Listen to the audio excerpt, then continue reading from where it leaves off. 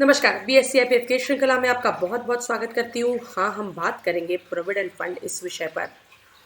इस बजट में कुछ नई सूचनाएं, कुछ नए प्रावधान, कुछ नए प्रस्ताव लाए गए प्रोविडेंट फंड को लेकर। टैक्स में क्या ऊपर नीचे हुआ, क्या हमें अंडर सेक्शन 80C का बेनिफिट मिलेगा नहीं मिलेगा, इस पर चर्चा तो अलग रह गई। लेकिन प्रोविडेंट फंड में जो निवेशक या जो नौकरदार वर्ग है, जो सैलरीड एम्प्लॉयज़ है, जो अपना हर मासिक हर महीने का एक मासिक योगदान पीएफ के खाते में जमा करते हैं, जिन पर उनको ब्याज मिलता है, वो ब्याज कर मुक्त होगा या उस पर कर लगेगा, ये अक्सर सवाल पूछा जाता है। तो इस बजट में एक नया प्रावधान, नया प्रस्ताव लाया है जो कहता है कि 2,50,000 तक आप यदि पीएफ के खाते में डालते हैं तो 2,50,000 तक मिलने वाले ब्याज पर या 2,50,000 तक रुपयों पर मिलने वाले ब्याज पर कोई कर नहीं लगेगा, लेकिन उसके बाद आपको कर ज़रूर लगेगा। और हम अगले वीडियो में इस पर भी चर्चा करेंगे कि जैसे जैसे ज़्यादा योगदान बढ़ेगा वैसे वैसे ओवरऑल पीएफ का जो ब्याज का दर है वो भी किस तरीके से अफेक्ट होता है। ये वो एक प्रस्ताव है, ये वो एक प्रावधान है जिससे बहुत ज़्यादा असर तो पड़ेगा नहीं, क्योंकि 2.5 लाख जब कहते हैं तो 2.5 लाख को अगर हम 12 से डिवाइड कर लेते हैं तो साल का लगभग मतलब महीने का लगभग 20,000 से ऊपर का योगदान होता है। सो पीएफ का जो कंट्रीब्यूशन होता है, हम में से किसी को पता होगा तो ठीक है, लेकिन बेसिक सैलरी का 12% ये लगभग जाता है पीएफ में। सो उसकी सैलरी उतने बड़े पैमाने की होनी चाहिए, इस तरह की कैलकुलेशन है। तो ये जो प्रस्ताव आया है इससे सामान्य निवेशकों को बहुत ज़्यादा फर्क पड़ेगा ऐसा नहीं, लेकिन जो एक उच्च लेवल के निवेशक है जिनका मासिक आय ये बहुत ज़्यादा है और जिसका 12% ये महीने का 20,000 होता है, मतलब जिनकी सैलरी लगभग 2 लाख के ऊपर है, सो उनको इसका फ़र्क पड़ेगा। और किस तरीके से पड़ेगा वो हम इस सत्र में देखेंगे, इस वीडियो में देखेंगे। महज 1% से कम पीएफ के जो सब्सक्राइबर है उनको इसका असर पड़ेगा। ये एक टेबल लेकर आया है आपके समक्ष, लेकिन ये टेबल एक साथ देखने में मज़ा नहीं आएगा, तो हम लोग इसको एक्सेल में देखते हैं कि ये टेबल हमारे लिए क्या बतलाता है। ये एक्सेल देखिएगा यहाँ पर। जैसे मानकर चलिए किसी का अगर 40,000, इसको भी हम निकाल देते हैं ताकि कैलकुलेशन आसान होंगे। मानकर चलते हैं कि किसी का 40,000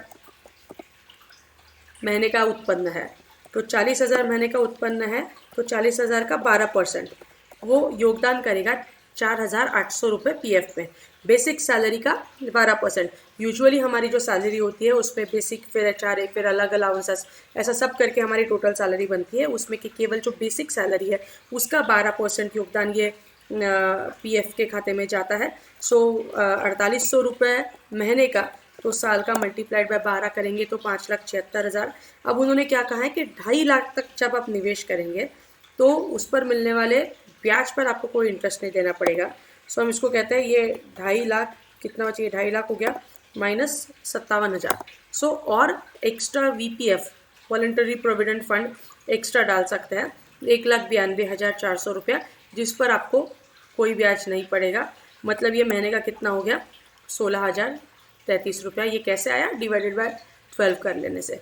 यही चीज़ अगर 80,000 के लिए होती है तो 80,000 मल्टीप्लाइड बाय 12%, ये एग्जैक्ट दुगना हो गया। तो साल का आ जाएगा, अगर एक किसी की 80,000 बेसिक पे है किसी का, तो वो साल का आ जाएगा इतना। सो एनुअल कितना कंट्रीब्यूट कर पाएंगे एडिशनल, 1,15,000 तो आपका वैसे ही कट रहा है। अगर आप ज़्यादा योगदान देना चाहते हैं पीएफ के खाते में तो 2.5 लाख तक जो योगदान देंगे उस पर कोई, उसके इंटरेस्ट पर कोई क्या ब्याज नहीं पड़ेगा। सो वो आएगा लगभग 1,34। ये चीज़ जब तक हम महीने का 1,60 है तब तक कोई तकलीफ़ नहीं, 1,60 है तब तक ये 2,30 हो रहा है। हम इसको एक बेसिक यहीं पर कैलकुलेट करके देखते हैं। ये मतलब 2.5 लाख डिवाइडेड बाय 12, क्योंकि महीने का पगार देखना हमको। सो ये हो जाता है 20,833।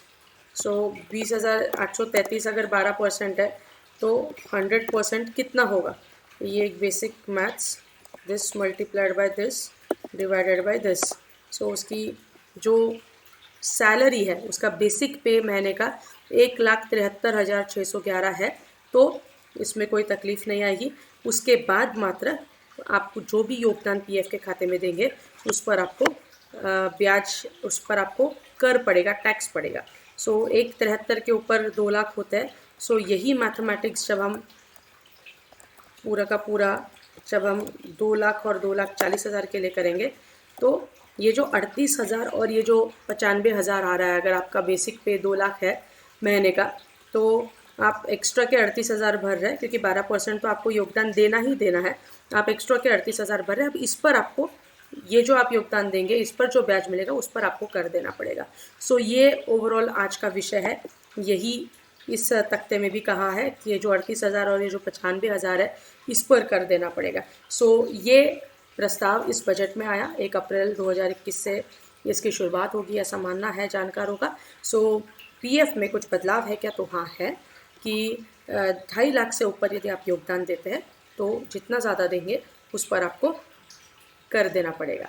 आज हम यहीं पर रुकेंगे। आपको हमारे सत्र पसंद आ रहे, बहुत बहुत धन्यवाद। कमेंट सेक्शन में अपना नाम और ईमेल एड्रेस लिखना मत भूलिएगा, क्योंकि उन्हीं के चलते ये सारे सत्र हम आप तक लेकर आ पाएंगे। धन्यवाद।